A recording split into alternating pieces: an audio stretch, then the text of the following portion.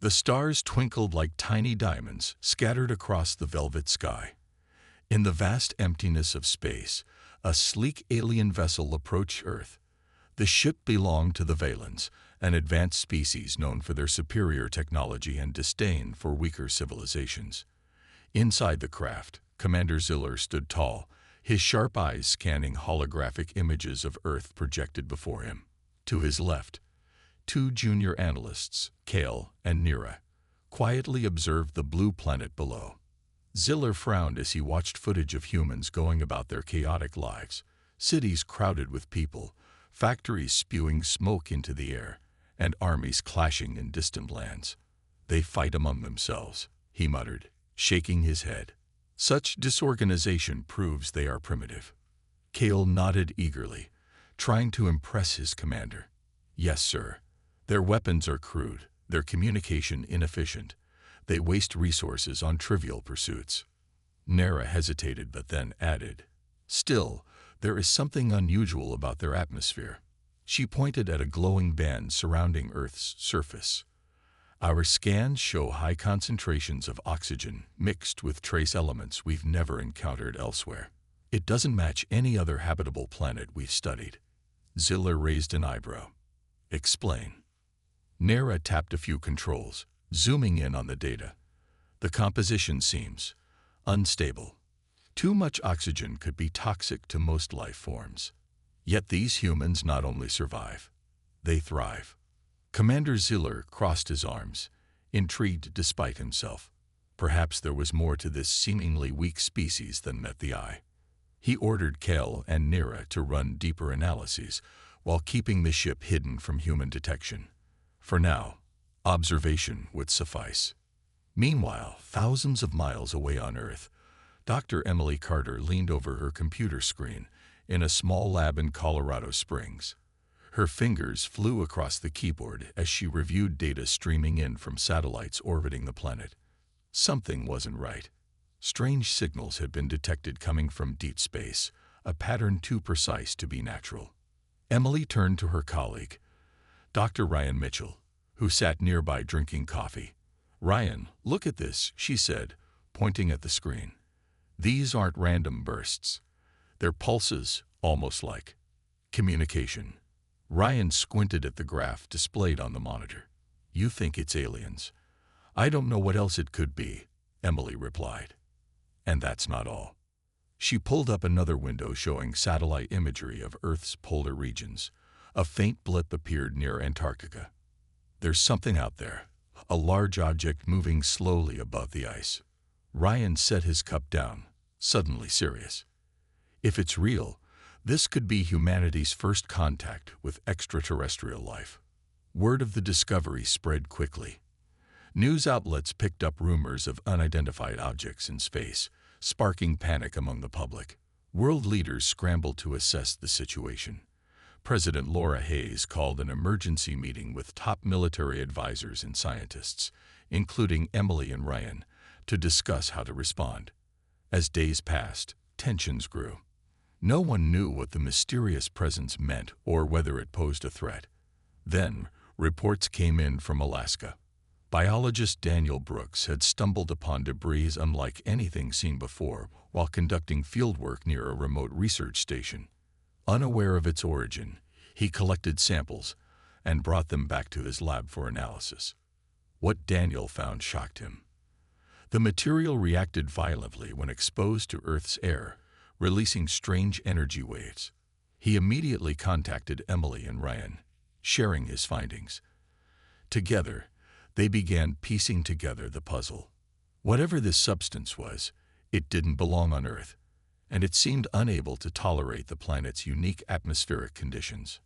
Unbeknownst to them, the Valens were watching closely. Back aboard their ship, Kale reported that one of their probes sent to study Earth had malfunctioned upon entering the atmosphere. "It appears the chemical makeup of their air interfered with our systems," he explained nervously. Commander Ziller narrowed his eyes. "This changes everything," he said softly. "Humans might have weaknesses, but their home world held secrets even the mighty Valens hadn't anticipated." The Valens decided it was time to investigate further. Commander Ziller gave the order to send another probe into Earth's atmosphere, this one equipped with stronger shielding to withstand whatever strange forces had destroyed the first. Kale and Nira worked quickly, programming the new device to focus on collecting samples of air and soil. As the probe descended toward Earth, its sleek metallic body shimmered faintly in the sunlight before disappearing into the thick blanket of clouds. Back on Earth, Dr. Emily Carter and Dr. Ryan Mitchell were busy analyzing the data Daniel Brooks had sent them from Alaska. They examined fragments of the mysterious material under microscopes, running tests to understand its properties. What they discovered was startling. The substance reacted violently when exposed to oxygen and other trace elements found in Earth's air. It seemed as though the very atmosphere humans breathe every day was toxic to the alien material. This could be why their earlier probe failed, Emily said, her voice tinged with both excitement and concern. Our atmosphere might actually be dangerous to them. Ryan leaned back in his chair, rubbing his temples.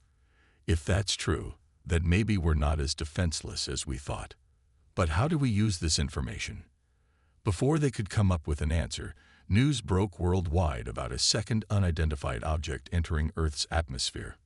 This time, the object crashed near Daniels Research Station in Alaska. The impact shook the ground for miles around, sending plumes of snow and ice spiraling into the sky. Military helicopters arrived within hours, cordoning off the area while scientists scrambled to reach the site. Daniel was already there when the soldiers arrived. He stood beside the wreckage, staring at the twisted remains of what looked like advanced machinery. Unlike anything built by human hands, the probe gleamed with an eerie silvery sheen, even partially buried in the snow. Cautiously, he approached it, snapping photos and gathering more samples. When General Jack Thompson, the head of the military operation, stepped out of his helicopter, Daniel briefed him on what he found so far. "It's definitely not ours," Daniel said, holding up a fragment of the probe. "And based on how it reacts to our air, I think it belongs to whoever sent those signals we've been tracking." General Thompson nodded grimly. "We need to move fast. If they're testing us, it's only a matter of time before they show themselves." As the team worked to secure the crash site, Emily and Ryan received urgent calls from President Laura Hayes. She wanted answers and options. With global tensions rising, nations across the world prepared for the worst. Some leaders argued for preemptive strikes against any potential alien threats, while others urged caution, fearing retaliation. Unbeknownst to humanity, the Valens monitored everything from their orbiting ship. Commander Ziller watched footage of the military response with growing frustration. His people prided themselves on being superior, yet here they were struggling just to analyze a single planet without drawing attention. "Humans are more organized than we assumed," Ziller admitted reluctantly to Kale and Nira. "They respond quickly and work together despite their apparent chaos." Nira pointed at another set of readings streaming in from Earth's surface. "Sir, look at this. Their atmosphere isn't just harmful. It seems to accelerate decay in our materials. Every sample we collect degrades faster the longer it's exposed." Ziller clenched his fists. "Then we'll adapt. We must find a way to counteract these effects if we are to succeed." While the Valens plotted their next move, Emily and Ryan joined General Thompson's team in Alaska. Together, they studied the crashed probe, piecing together clues about its purpose. One discovery stood out. Embedded deep within the device was a small chamber filled with a glowing green gas. When exposed to Earth's air, the gas fizzled and vanished almost instantly. "That's it," Emily exclaimed. "Their technology can't handle our atmosphere. That's why their probes keep failing." Ryan nodded.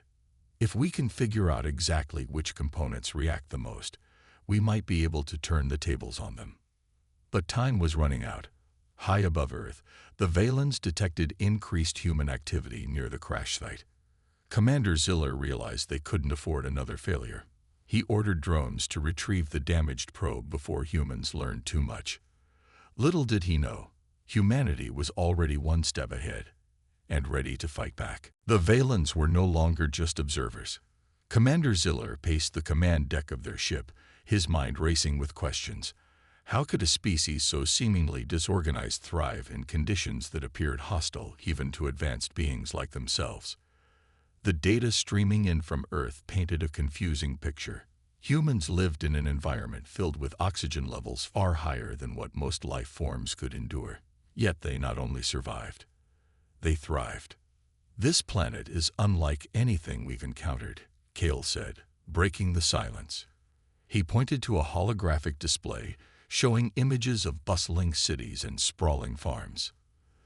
Their bodies must have adapted over time to handle these extreme conditions. Nera nodded slowly. And if their bodies can adapt, maybe their minds have too. Maybe they're stronger than we thought. Ziller stopped pacing and turned to face his analysts. His expression was unreadable, but his voice carried a hint of unease. Stronger doesn't mean smarter. We still hold the advantage in technology and strategy. Still, doubt lingered in his mind. If humans had evolved to withstand such harsh atmospheric conditions, perhaps they also possessed hidden strengths that went beyond physical resilience. Meanwhile, on Earth, Emily, Ryan, and Daniel worked tirelessly to decode the secrets of the crashed probe. Inside a secure lab at the research station in Alaska, they carefully examined the glowing green gas trapped within its chamber. When exposed to Earth's air, the gas reacted violently, releasing bursts of energy before dissipating completely. "It's clear now," Emily said, her eyes lighting up with excitement. "Their systems rely on gases incompatible with our atmosphere. That's why their probes fail, and why their presence here puts them at a disadvantage." Ryan leaned closer, studying the readings on a nearby monitor. "If we can replicate this reaction on a larger scale, we might be able to create something that disrupts their technology entirely." Daniel frowned, rubbing his chin thoughtfully. "But how do we do that without hurting ourselves or damaging the environment?" Emily smiled faintly. "We don't need to weaponize the entire atmosphere. Just find a way to concentrate its effects. Think of it as turning Earth's natural defenses into a shield." As the scientists brainstormed solutions, General Jack Thompson received word that the Valens were preparing another move. Satellite imagery showed multiple drone-like crafts descending toward the crash site. It seemed the aliens wanted their probe back and weren't willing to leave empty-handed. "Weapons won't work against them directly," Thompson warned during a briefing with his team. "Their shields are too strong for conventional arms. But if what Dr. Carter says is true, we may have another option." Under Emily's guidance, soldiers began equipping themselves with aerosol dispersal devices designed to spray concentrated mixtures of Earth's atmospheric gases. These makeshift weapons were untested, but they represented humanity's best chance at defending itself. Back aboard the Valen ship, Commander Ziller watched as his drones approached the crash site. He expected resistance but assumed human weapons would prove ineffective. What he didn't anticipate was the strange mist that suddenly enveloped his machines. Within moments, the drones began malfunctioning, their sleek surfaces corroding under the influence of Earth's toxic blend of oxygen and trace elements. "Retreat," Ziller barked, his voice sharp with alarm.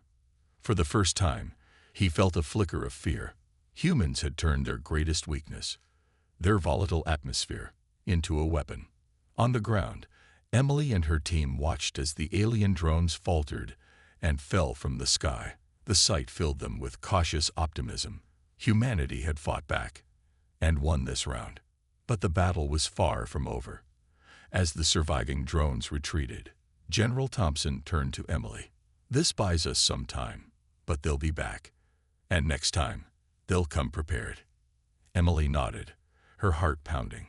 "Then we'd better make sure we're ready." The victory at the crash site was short-lived. Though humanity had managed to disable the alien drones, everyone knew it was only a matter of time before the Valens returned with a stronger attack.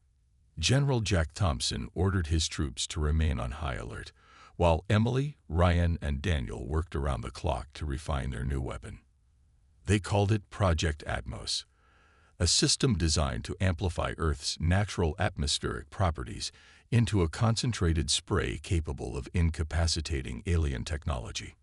Back aboard the Valen ship, Commander Ziller seethed with frustration. The failure of his drones was unacceptable. His crew had always believed themselves superior to lesser species, but now they faced a challenge unlike any they'd encountered before. Earth's atmosphere wasn't just an obstacle, it was a weapon in itself. We underestimated them, Zyler admitted to Kale and Nira during a tense meeting. Their environment has forced them to adapt in ways we didn't predict. But that ends now. Kale hesitated before speaking. Sir, our systems aren't built to operate in such conditions. If we continue engaging directly, we risk losing more ships, and possibly the mission. Nira chimed in, her voice steady despite the gravity of the situation. Perhaps we need to change our approach. Instead of fighting their defenses, we could neutralize them by altering the atmosphere itself. Ziller's eyes narrowed as he considered her suggestion. Explain. Nira gestured to a holographic map of Earth displayed in front of them. If we extract core samples from the planet's crust, we can recreate its atmosphere in controlled environments aboard our ship. Once we understand how to counteract its effects, we'll regain the upper hand. Though risky, the plan made sense. Ziller gave the order to prepare extraction teams, vowing not to let another failure occur. Meanwhile, on Earth, tensions were mounting. News of the drone attack spread quickly, sparking both fear and determination among the global population. President Laura Hayes addressed the world in a televised speech, urging unity in the face of this unprecedented threat. We have proven that we are not helpless, she declared. Together, we will defend our home. Emily, Ryan, and Daniel continued testing Project Atmos, refining its design to make it more effective. Their efforts paid off when they successfully created handheld devices capable of emitting bursts of concentrated atmospheric gas. These devices would allow soldiers to disable alien tech without needing large-scale equipment. But the Valens weren't idle. Days later, strange tremors shook parts of Antarctica, where one of their extraction teams had begun drilling deep into the ice. Satellites detected unusual activity near the excavation site, prompting General Thompson to assemble a strike force. Alongside military personnel, Emily, Ryan, and Daniel volunteered to join the mission, knowing their expertise might be crucial. When the team arrived, they found massive machines boring into the frozen ground. Alien figures moved methodically around the site, oblivious to the approaching humans.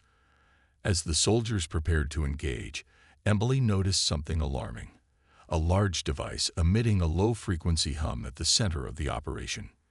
That thing is destabilizing the magnetic field, Ryan exclaimed, pointing at the device. If it keeps running, it could cause catastrophic damage to the entire region. Daniel nodded grimly. We have to shut it down. General Thompson agreed, ordering his men to advance cautiously. The Valens spotted them almost immediately, deploying robotic sentries to intercept the intruders. A fierce battle erupted, with bullets ricocheting harmlessly off the alien shields. Just as hope seemed lost, Emily remembered the prototype devices strapped to the soldiers' belts. Use the sprayers, she shouted, grabbing one herself. She aimed it at the nearest robot and fired a burst of concentrated gas. The machine sputtered and collapsed, its circuits fried by the corrosive effect. Encouraged by her success, the others followed suit, turning the tide of the fight. One by one, the alien machines fell, giving the humans access to the central device. Working quickly, Ryan and Daniel dismantled it, cutting off the hum and halting the extraction process. As the team retreated, explosions rocked the site behind them. The Valens, realizing their operation was compromised, triggered a self-destruct sequence to cover their tracks. Back at the base, Emily stared at the horizon, her mind racing. Humanity had won another skirmish, but the war was far from over. The Valens wouldn't give up easily, and neither would she. The destruction of the Valen extraction site in Antarctica was a victory for humanity, but it came at a cost. The explosion sent shockwaves through the icy landscape, collapsing tunnels and scattering debris across miles of frozen terrain. Emily, Ryan, and Daniel barely escaped with their lives, thanks to General Jack Thompson's quick thinking and the bravery of his soldiers. As they regrouped at a nearby military outpost, the team knew this skirmish had only delayed the inevitable. The Valens would not retreat. They would retaliate. Commander Ziller paced furiously on the bridge of his damaged ship, his frustration boiling over. The loss of the extraction team and equipment was a blow to their mission, but what angered him most was the realization that humans were far more resourceful than he had assumed. Their ability to adapt and counterattack had caught him off guard. He stared at the holographic projection of Earth, its swirling atmosphere now appearing less like a weakness and more like a fortress. "We cannot afford another failure," Zyler growled, addressing Kale and Nira. "Our survival depends on understanding their environment better than they do." Kale hesitated before speaking. "Sir, our current technology isn't equipped to handle prolonged exposure to their atmosphere. Every moment we remain here weakens us further." Nira nodded, her expression grim. "If we don't act soon, we may lose the advantage entirely." Ziller made a decision. "Prepare the mothership for descent. We will extract core samples ourselves and recreate their atmospheric conditions aboard the ship. This time, we will not fail." Back on Earth, President Laura Hayes convened an emergency meeting with military leaders and scientists. Intelligence reports indicated increased activity from the Valen fleet, suggesting they were planning a major assault. Emily and her team presented their findings on Project Atmos, emphasizing its potential as a defensive weapon against alien tech. "This is our best chance," Emily said, holding up one of the handheld dispersal devices. "If we can deploy these strategically, we might be able to cripple their forces long enough to buy ourselves time." President Hayes nodded, her face pale but resolute. "Then let's make sure every soldier has access to them, and prepare for the worst." As preparations continued, the Valens launched their next move. Under cover of darkness, their massive mothership descended into low orbit above Earth, casting an ominous shadow over the planet below.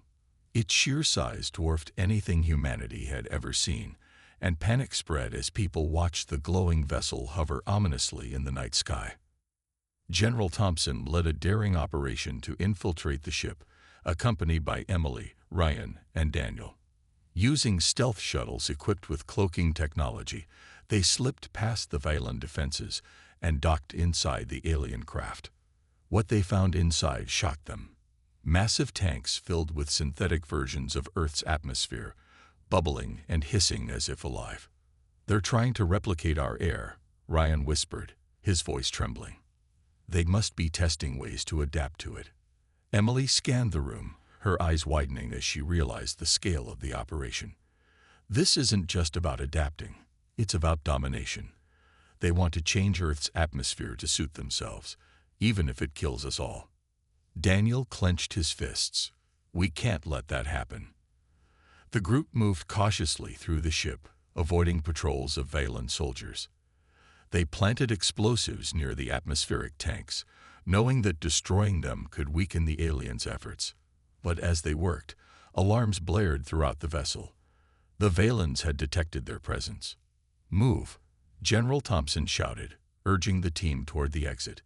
Behind them, explosions rocked the corridors as the bombs detonated, sending plumes of smoke billowing through the passageways. The group barely made it back to their shuttle before the entire section of the ship began collapsing. As they fled into space, the mothership shuddered violently, its systems destabilized by the destruction of the tanks. Commander Ziller watched in horror as years of work unraveled before his eyes.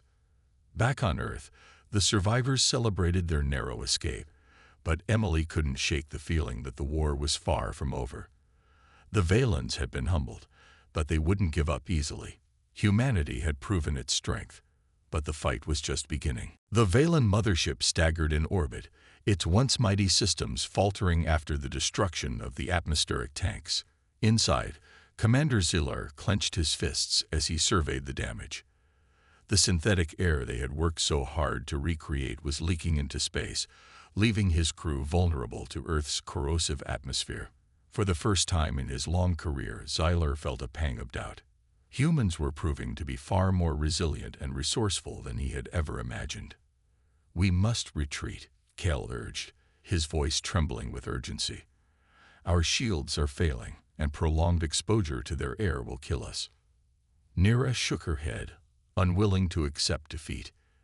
"If we leave now, all our efforts will have been for nothing. We can't abandon this mission. It's too important." Zillar glared at both of them, torn between pride and survival. Finally, he made his decision. "We will not retreat, but we cannot stay here either.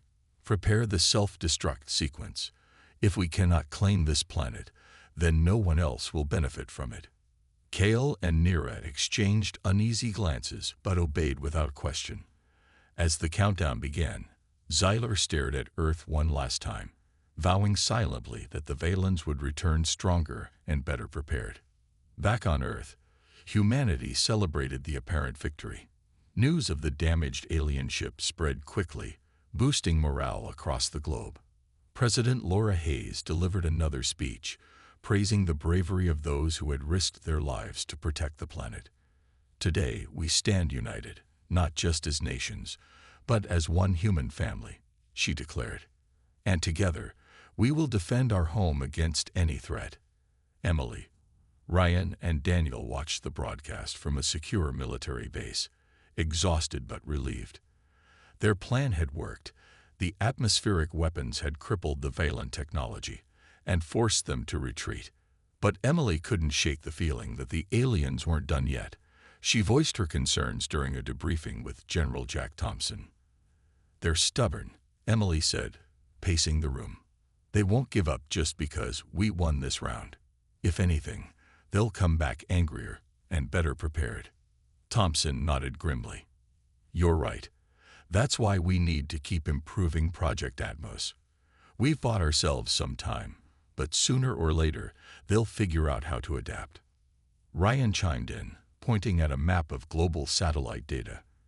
"There's something else. Look at these readings, spikes in energy levels near Antarctica again. It's faint, but it's there." Daniel leaned closer, studying the map. "Could they still have ships hidden somewhere?" "It's possible," Emily replied, her brow furrowing. "Or maybe they left behind automated systems to continue their work." General Thompson stood up, his expression determined. "Then we find them, and stop them before they cause more trouble." Over the next few days, teams scoured the polar regions, searching for signs of remaining alien activity. What they discovered chilled them to the bone. Small drones scattered across the ice, collecting samples and transmitting data back to unknown locations. These machines were simpler than the ones humanity had faced before, but they were also harder to detect. "They're learning," Ryan muttered as he examined one of the captured drones. "These things don't rely on advanced tech. They're designed to survive in Earth's conditions." Emily nodded slowly, "which means they're adapting faster than we thought." As the world braced for another attack, scientists and engineers worked tirelessly to refine Project Atmos. Factories churned out thousands of handheld dispersal devices, arming soldiers and civilians alike.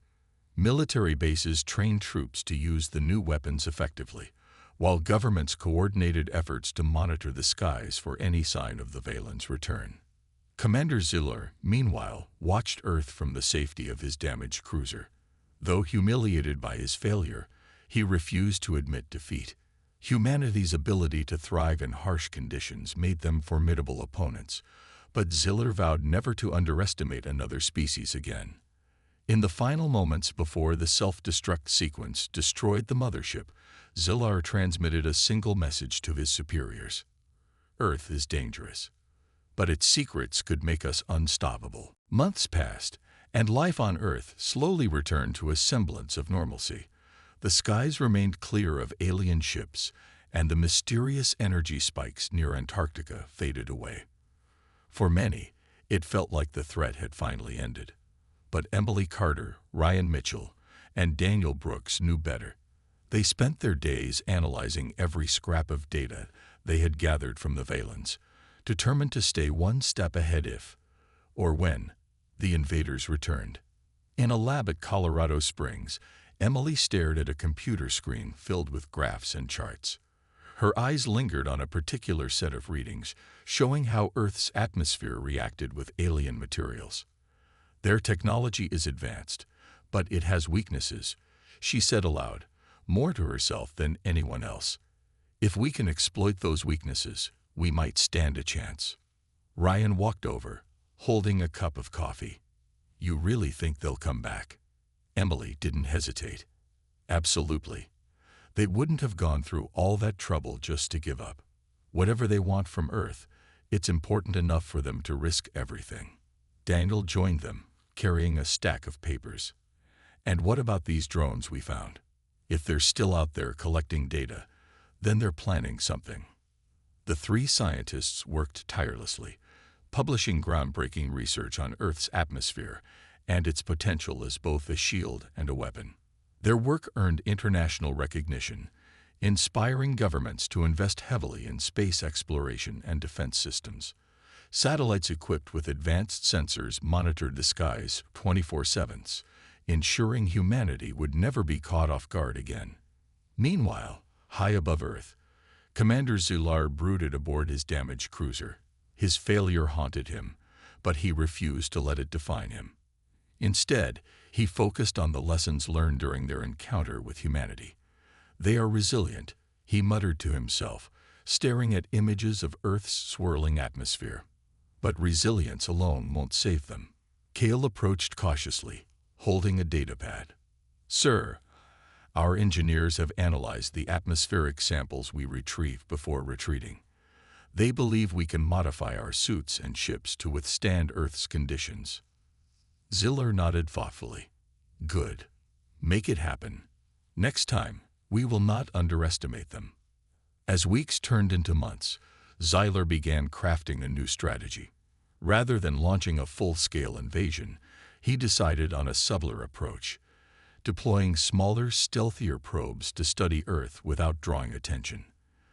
These probes were designed to blend into the environment, gathering information while remaining undetected.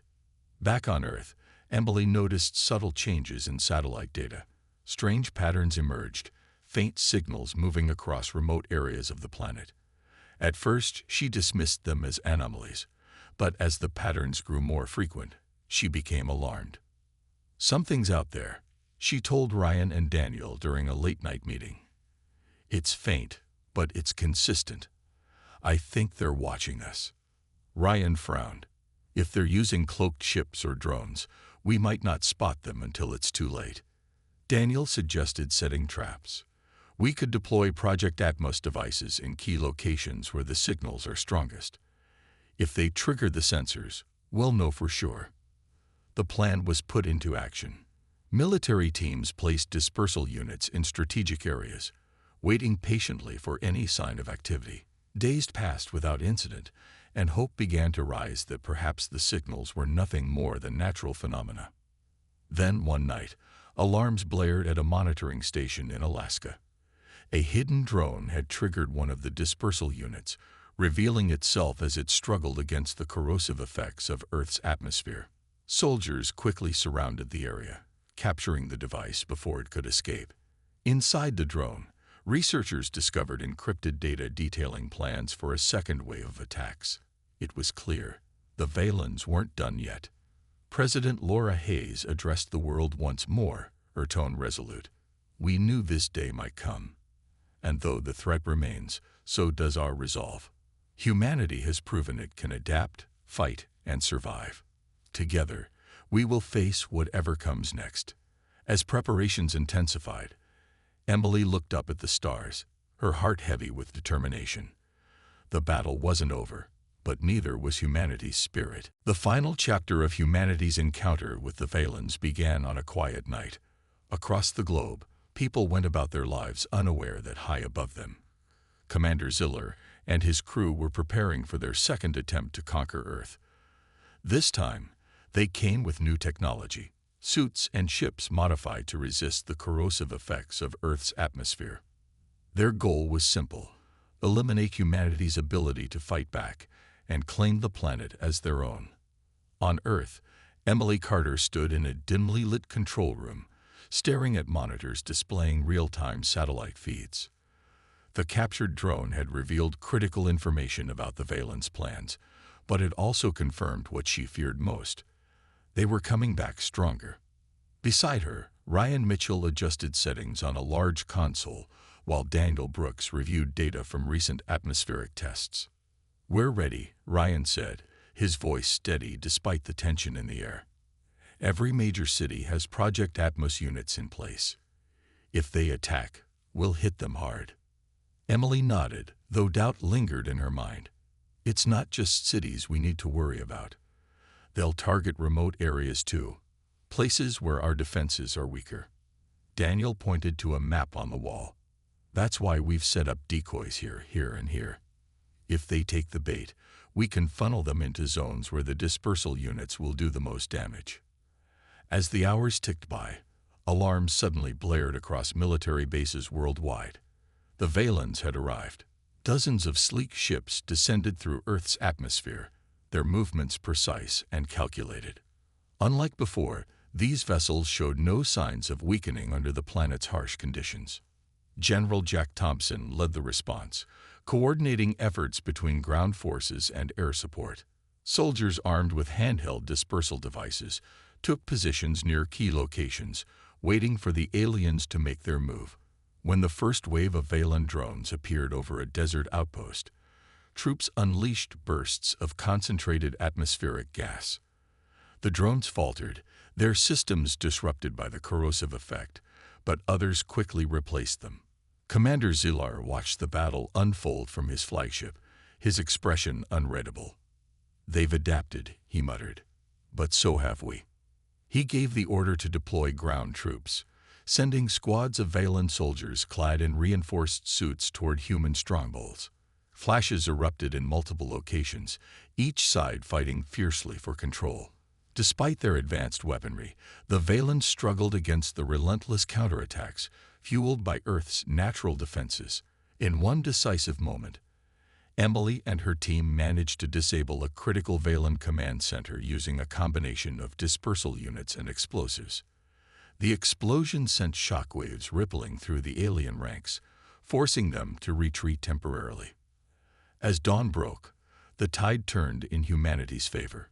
Exhausted but determined, humans pushed forward, driving the invaders back toward their ships. Realizing the battle was lost, Zyler issued a final order: retreat. His remaining forces boarded their vessels and ascended into space, leaving behind a trail of smoke and debris. Back on Earth, celebrations erupted as news of the victory spread. President Laura Hayes addressed the world once more, praising the courage and ingenuity of those who had defended the planet. "Today, we proved that no matter how great the challenge, humanity will rise to meet it," she declared. Though the immediate threat had passed, humanity remained vigilant. Satellites continued scanning the skies, and research expanded into interstellar exploration. Emily, Ryan, and Daniel published their findings, inspiring a new generation of scientists dedicated to protecting Earth. Far away, aboard his damaged cruiser, Commander Ziller stared at the blue planet shrinking in the distance. He vowed never to underestimate another species again. Earth's atmosphere might have been its greatest weapon, but it was also a lesson, one the Valens would not soon forget.